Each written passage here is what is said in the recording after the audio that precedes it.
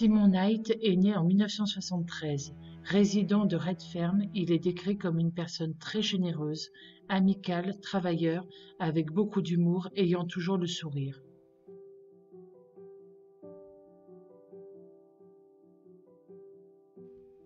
Simon est un chef cuisinier de Newton et dans divers autres endroits de Sydney. Très apprécié dans la région, il faut commander plusieurs semaines à l'avance dans son restaurant. Les parents de Simon ont déclaré « Simon aimait jardiner et qu'au moment de sa disparition, il avait commencé à étudier l'horticulture. Il nous rendait fous en creusant la pelouse pour planter des choses », a déclaré sa mère, Madame Colland. Robin, la mère de Simon, a déclaré que son fils aimait voyager et avait vécu à Armidale, Melbourne, Londres et Sydney.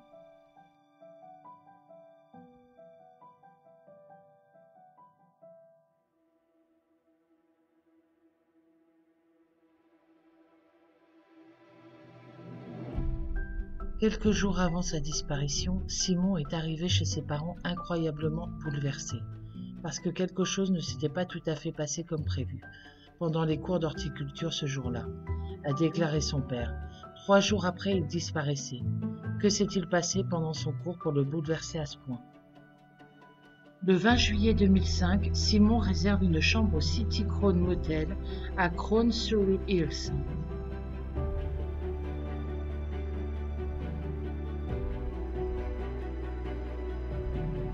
Nous savons que pendant la nuit, il a communiqué avec une agence d'escorte à King's Cross.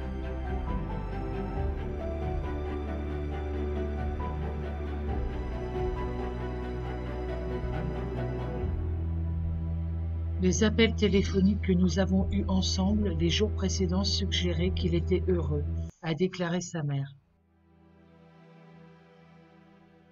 Il vivait à Redfern avec des colocataires au moment de sa disparition et avait commencé un cours d'horticulture à Ryde 3 jours avant sa disparition.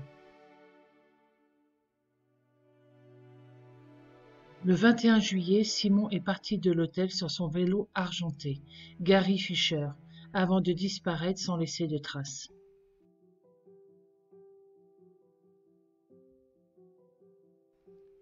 Quand Simon n'est pas arrivé pour son quart de travail dans un café de Newton, plus tard dans la journée, ses collègues ont signalé sa disparition.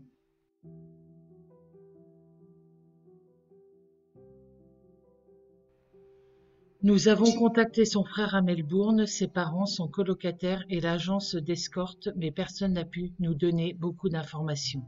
Andrew Holland, chef de la police. Nous avons vérifié beaucoup de boîtes de nuit dans la région. Des photos ont été mises en place et le journal Star Observer, communauté gay, a publié un article déclaration d'Andrew Holland. Je ne l'ai pas mentionné au début de cette vidéo, Simon est homosexuel. Plusieurs témoins auraient vu Simon quelques jours après sa disparition, mais cela n'a rien donné. Il était connu dans les environs de Newton, mais il y avait des conjonctures sur la question de savoir s'il avait récemment contracté le VIH, a déclaré le sergent Christie. Une déclaration de la mère de Simon, Robin Collan, qui laisserait supposer que l'affaire n'avait pas été prise assez au sérieux à l'époque. Il avait 32 ans, il était gay, il prenait de la drogue à l'époque assez lourdement, et il disparaissait tout le temps, a-t-elle déclaré au Sydney Star Observer. Nous étions très en colère car c'est mon ex-mari et moi-même qui avons trouvé où il avait passé la nuit et l'escorte avec laquelle il était. Après s'être battu pour obtenir le dossier de police, ses parents ont découvert que la police avait décrit leur fils comme une prostituée, la première fois qu'ils en avaient appris l'existence. Il vient de disparaître, il a quitté la maison qu'il partageait avec son vélo et son appareil photo et a retiré 500 $ de la banque et s'est rendu à cet hôtel, essayant évidemment d'obtenir cette escorte particulière.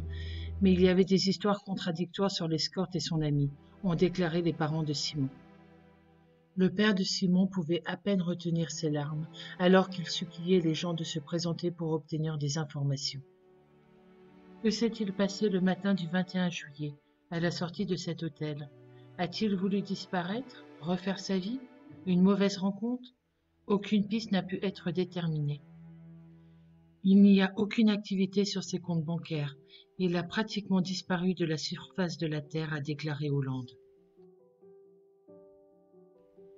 En 2008, la police a offert une récompense de 100 000 $ pour toute information. Mais après n'avoir reçu aucune piste, elle a augmenté la récompense en espèces à 250 000 $. Une enquête antérieure n'a pas non plus permis de confirmer s'il était vivant ou mort. Toutes les enquêtes précédentes ont heurté à un barrage routier, selon Andrew Holland, qui a déclaré que le manque d'informations et la disparition de Simon, sans laisser de traces, étaient très préoccupantes pour la police. Les agents n'ont également aucune raison de croire qu'il avait un téléphone portable et que son vélo n'a jamais été retrouvé. Malheureusement, à ce jour, Simon reste introuvable, malgré plusieurs recherches.